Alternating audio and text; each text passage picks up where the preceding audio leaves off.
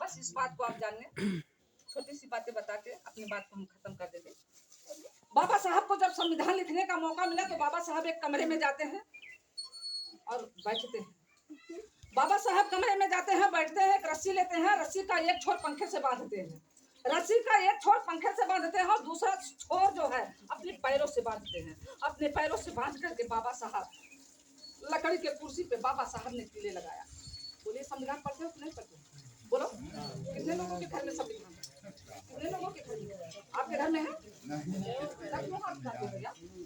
संविधान तो किसी के घर में नहीं है। संविधान का लाभ सब लोग ले रहे हो, क्यों ले रहे हो?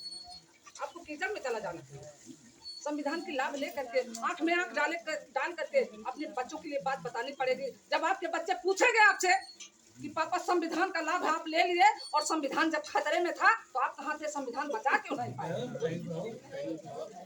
क्या जवाब दोगे? अरे उनकी आंखों में आंखें डाल करके हमको आपको उनसे हिसाब लेना है, क्योंकि हमारे पुरखों को उन्होंने गुलाम बनाया है। बदला कौन लेगा भैया? हम आप नहीं लेंगे, क्या बच्चे ले पाएंगे? बदला कौन लेगा? बाबा साहब एक रस्सी का छोर जो है अपने पैरों से बांधते हैं, दूसरा छोर पंखे से बांधते हैं और उस लकड़ी के कुर्सी पे जो कीले लगे थे उसी कुर्सी पे बाबा साहब बैठ करके भारत के संविधान को लिखते हैं। और बाबा साहब शुगर के पेशेंट होने के बाद भी बाबा साहब तो शुगर बहुत बढ़ गया था, शुगर के पेशेंट होने के बाद भी बाबा साहब अपनी पीड़ा को नहीं देखते हैं, अपनी दर्द को नहीं देखते हैं। बाबा साहब का जरने के जर्जर हो गए थे, शुगर के कारण बाबा साहब जर्जर हो गए, कमजोर हो गए और बाबा साहब दूसरे के कंधों पे हाथ रखकर चलते थे, डंडे का सहारा लेकर चलते थे। लेकिन आपके मसीहा पूरी दिन रात आपके संविधान को आपको सुरक्षित रखने के लिए संविधान की किताब को लिखा करते थे। जब बाबा साहब का एक हाथ थक जाता था तो दूसरे हाथ से लिखने का काम करते थे। उनके एक सेवक नानक चंद्र रत्तू थे। नानक चंद्र रत्तू एक दिन बाबा साहब से बोलते हैं कि साहब मैं आपके लिए जो है खाना भी रख दिया हूँ, आपके लिए मैंने चाय भी रख दिया हूँ, अगर आपकी इजाजत हो, आपकी आज्ञा हो, मैं जाकर के अपने बीवी बच्चों से मिलाऊं। उनके सेवक थे, उनकी पैरों की बहुत सेवा किया करते थे। साहब अगर आपकी आज्ञा हो तो मैं जाकर के अपने बीवी बच्चों से मिलाऊं। और बाबा साहब बोलते हैं कि ठीक है रत्तू जाओ, तुम सुबह जल्दी आ जाओ। और रत्तू उनके लिए बाबा साहब के लिए वहीं चाय भी रख देते हैं और खाना भी रख देते हैं और कहते हैं जाओ रत्तू, मैं चाय भी पी लूंगा, मैं खाना भी खा लूंगा और तुम सुबह जल्दी आ जाना। लेकिन नानक चंद्र रत्तू जब घर जाते हैं और सुबह जल्दी आते हैं, बाबा साहब के लिए चाय लेकर आते हैं और बाबा साहब को प्रणाम बोलते हैं। बाबा साहब की चाय वहीं ठंडी हो गई, बाबा साहब का खाना वहीं ठंडा हो गया। बाबा साहब रात में जिस सूट बूट में थे, बाबा साहब उसी सूट बूट में पूरी रात संविधान को लिख रहे थे। 24 घंटे में से बाबा साहब 22 घंटे लगातार इस संविधान को लिखते थे। शुगर के पेशेंट होने के बाद अपने बीवी बच्चों को देखे होते, अपने परिवार को देखे होते, अपने घर को देखे होते, आज हम सबको इतना बढ़िया राजकुमारी बनने का मौका बोले सही है। अब क्यों धीरे धीरे बोल, थोड़ा तेज बोल, हमको पहले बोल दिए, हमको कम सुन पाए।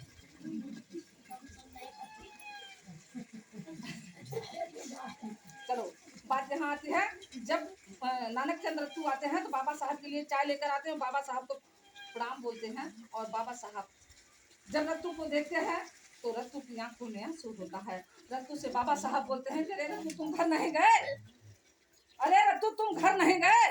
रत्तू बोलते हैं कि बाबा साहब मैं तो घर भी गया, बीवी बच्चों से भी मिल आया, लेकिन बाबा साहब किस मिट्टी से बने हो आप कि आपको अपनी भूख का ध्यान नहीं है, आपको अपनी सेहत का ध्यान नहीं है, आप दिन रात इस भारत के संविधान को लिखते रहते हो। आखिर कौन सी ऐसी चिंता है कि जो आप दिन रात इसी को लिख रहे हो?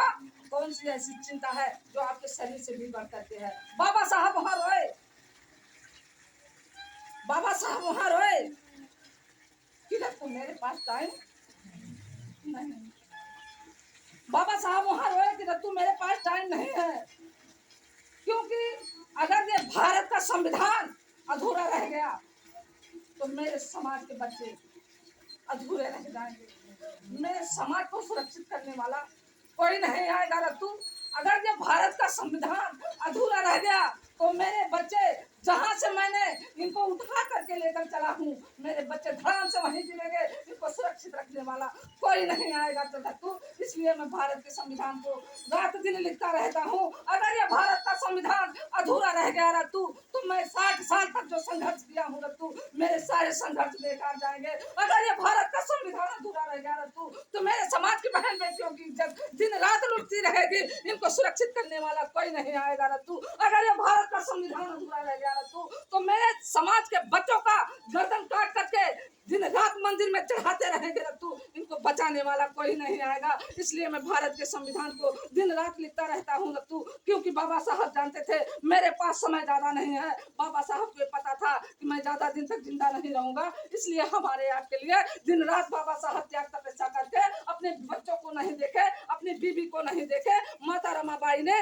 इतना त्याग तपस्या करके हमको आपको इतना आजादी दिलवा दी है, हमको आपको उनके विषय में सोचने का मौका नहीं मिलता है। मैं छोटी सी एक घटना बता करके अपनी बात को विराम दूंगी कि